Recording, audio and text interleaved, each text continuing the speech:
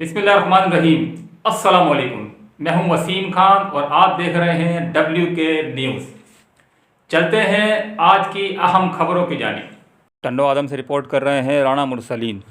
ٹنڈو آدم عید کے موقع پر ڈاری ہوٹل بیرانی نہر کے قریب واقع۔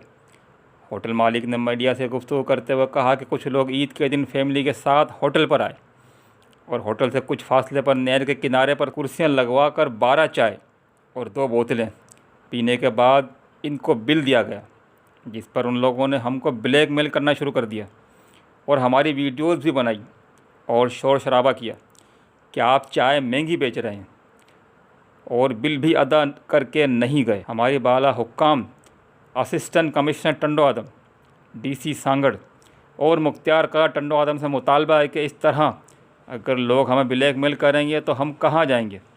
ایسے لوگوں کے خلاف ایکشن لیا جائے اور ہمیں تحفظ فراہم کیا جائے۔ تازہ ترین اپڈیٹ کے لیے دیکھتے رہیے WK نیوز۔